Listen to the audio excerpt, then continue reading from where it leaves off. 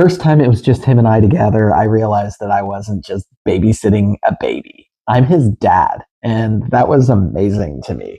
I thought I'd be confident. It turns out nothing that I did was going to be right in that moment. It was just a complete and total mess. There's a moment every new parent faces when the help is all gone and your spouse has gone back to work and it's just you and the baby. And in my case, my wife is working during the week and I am a stay-at-home dad during the week, and then I work on the weekends. And so it's amazing for us because it allows us to be the primary childcare for him and not put him into the hands of somebody that we don't know. And that's super important to us. I'm never going to be showing my child on camera, just so I get that straight. I don't want anybody to get any wrong ideas about this, just because I am concerned about his privacy going forward. And I want to make sure that I don't have any imagery of him online at all. In fact, we don't even post anything on Facebook or Snapchat. We are willing to send photos to our family via text messages, but we don't send photos on social media at all. So it's something that's super important to us. And if you don't like that idea, maybe move on to the next video because this one won't be the right one for you. That being said, welcome to Small Hands, Big Lessons, where I'm going to be talking about the different things that I'm experiencing as a stay-at-home dad.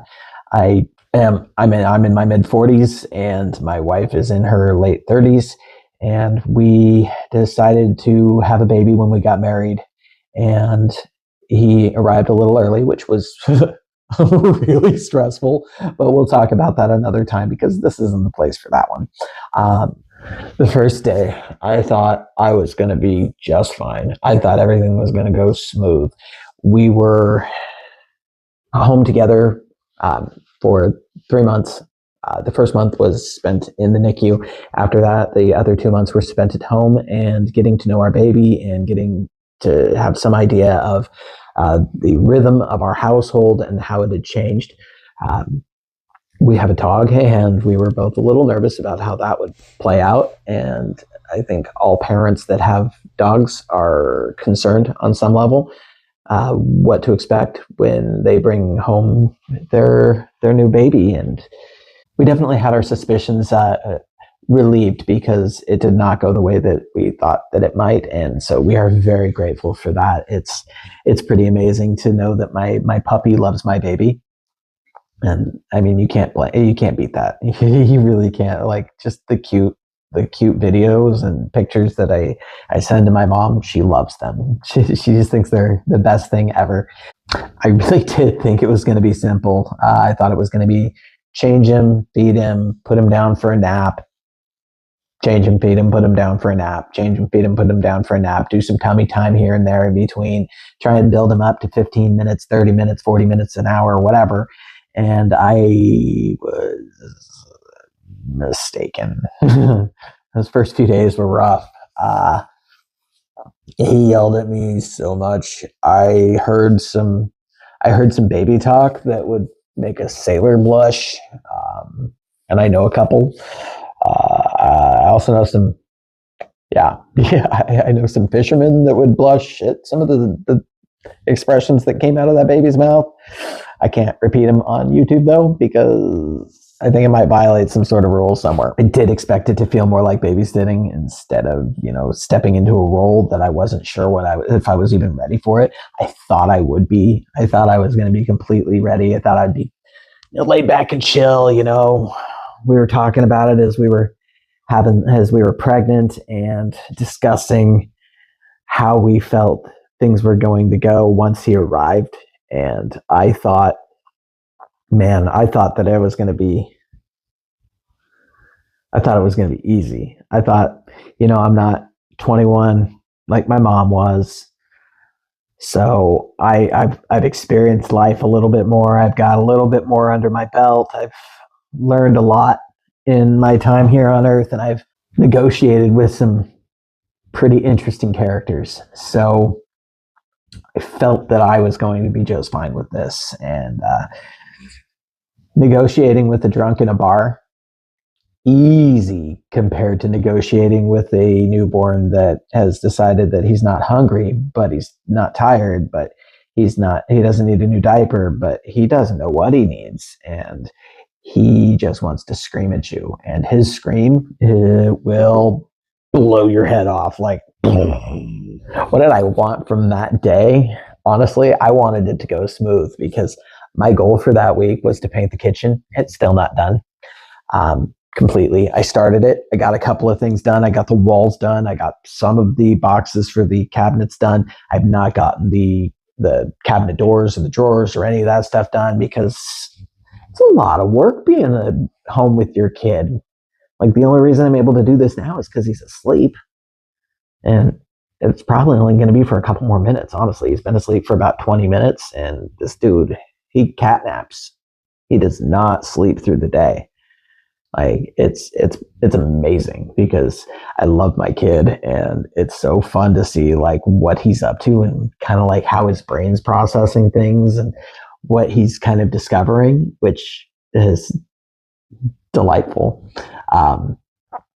It's really interesting to see your own expressions reflected back at you too, because he does look a lot like me.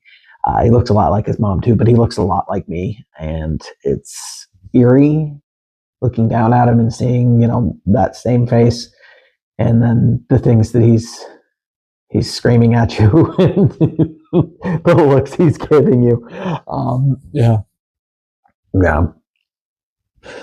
I expected my emotions to be pretty even that day. I expected to feel proud of my child. I expected to feel love for my child. I expected to feel all of those positive emotions. But really, at the end of the day, I felt exhausted. I was afraid half the day because, like, oh God, what do I do? How am I supposed to fix this? Why is he crying? Why is he not settling down? Things like that. The small thing that I thought I'd nail that day was I thought I'd be able to clean up the house. I thought that the whole house would be kept spotless because if I'm going to be home all day, I might as well be cleaning. Yeah, that didn't work out.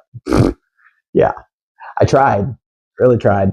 I've been keeping up with it a lot better, but it's still not perfect. And I don't think it ever will be. You might be wondering what being ready means to me when I'm dealing with somebody such a small little human that like fits in your hands like this and like tiny and just super adorable. And all you want to do is just love him. But to me, being ready means knowing that the bottles are in the fridge, ready to go. That his formula is mixed to the right percentages. He's getting the right types of formula. He's getting his vitamins. Because I've got the vitamins ready to go by his feeding station. So that way I can give him his vitamins, then give him his bottle. So that way he can get that flavor out of his mouth, because that stuff tastes like crap. Like, seriously, I tried the stuff with the added iron because they said that he needed it, and it is disgusting. Like, seriously gross. Like, ugh, I feel bad giving it to him. But I know that it's important that I do, or at least I'm told that it is important that I do. I am not a scientist. I'm not a doctor. I'm not a biologist. I'm not any of those things. I am just a dad. And so I'm trying to do the best by my kiddo and show him love as I raise him to be a good man. I hope. We'll see. I guess, hopefully, I do good at my job and he grows up to be a responsible human being that treats other people with respect and kindness and things of that nature. But yeah, I think that being ready is having all of your prep ready, all of your daily needs ready to go. Your diaper bag is full when you leave the house. You know that it's full because you loaded it last night when you got home. You know that you got a bottle ready to go in the fridge because it's been sitting in there pre-made, capped up. All you got to do is pull it out, take the cap off, put it in the bottle warmer, and you're good to go. That's what being ready to me is. It's true that babies do have a way of sensing your confidence level and then testing it. He is constantly testing me, and he is definitely able to tell what my emotions are, even when I try to hide them from him, because he responds. Like, if I'm stressed out, he gets stressed out. And I feel like if I can keep myself calm, if I can keep my heart rate low, or even rather right where it needs to be, then he'll stay calm, maybe. Or maybe I'm just being a first-time parent who doesn't know what the heck he's talking about, because that's where I'm at. Not an expert, not a brilliant psychologist. I did majoring in psychology in college for a year and a half, and at the 300 and 400 level. So I do have a pretty solid understanding of behavioral psychology and how that kind of impacts things. So I kind of have an understanding there. I did also study hypnosis at the Hypnosis Motivation Institute. It was a free program that I took online and read a book and practiced a few things with some friends and family, and found that it was useful. We'll say it's useful. It's a understandable, or a tool that helps you to understand other people. And I don't think I'll be using hypnosis techniques. However, there are other things like neurolinguistic programming, where you speak with certain patterns to try to elicit a different response out of somebody. They're used a lot in political speeches, and when you go to business retreats, when you're at an event, those kinds of things. They may or may not be using neurolinguistic programming, which is basically instilling an idea or an emotion in your head, so that way you are more likely to act on it. It's very simple. It's not manipulation. It's just, I don't think it's manipulation, but maybe I'm wrong. Let me know in the comments. It could be. Regardless, I don't hypnotize anybody. I just enjoyed studying it. I thought it was educational. Yeah, you might be wondering what actually happened during those hours. It was an S show. He blew out. It went up his back. And that was disgusting. He puked all over me a couple of times, which was also very, it didn't really bother me much, because it's normal, it's natural, it's whatever. It's just formula and stomach acid, I guess. And yeah, you just wash it off. It's not that big of a deal. I was basically operating off of instinct at that point. Had no idea what to do. I didn't consider that there was going to be types of opportunities that I didn't think about prior. It's kind of like you don't know what you don't know. And so you don't know what to learn, because you don't know it until the moment when it happens. And so you're trying to learn it in the moment, and you're trying to make sure that you're doing what's best for your kiddo. But at the same time, you're trying to figure it out, really, because God, it's yeah, it's a lot. I remember when he finally fell asleep that day. When he finally fell asleep on my chest, we had just finished eating. He had just finished eating. I hadn't eaten yet that day, but he had just finished eating his third bottle. Maybe it was his fourth one, because it was afternoonish. And he just looked so peaceful right there, like an angel. And I just looked at him, and I remembered just how much I loved him, and how, even though I was stressed out and my brain was ready to explode, and I thought my eardrums were pulsating, and I could hear my heartbeat and all those things, because of the screaming and the noise and everything that had happened. But I saw his little face, and he must have passed gas or something, because he smiled, and it just, my heart lit up. Like, it was a beautiful moment for me. Just looking down at him and holding him in my arms, just warming him with my body. It was amazing. Somewhere between the crying and the quiet, I realized this wasn't about getting it right. It was about just showing up and being there, taking care of this little person that I am responsible for, and that I am more than happy to be spending the rest of my life helping to become the best man that he could ever possibly be. And that's just, it's very, it's very emotional to think about his life and where he's going to end up going and who he's going to be.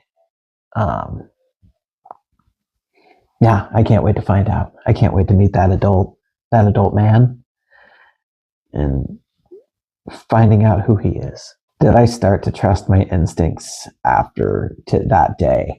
So my instinct since 2020 has been to prep, making sure that I have enough food for my family in case of an emergency, because you never know. Sometimes it rains, and it's important that we prepare for those days.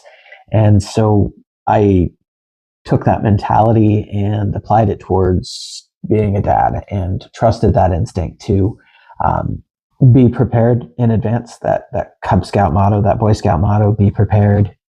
And that moment really kind of set me up to be dad, because it allowed me to take things that I knew how to do and to take a little bit of control back.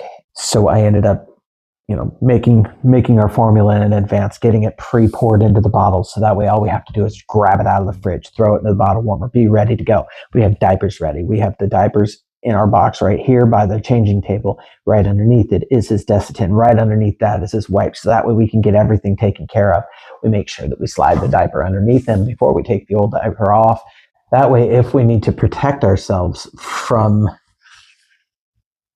shall we say, the liquid affection of our child,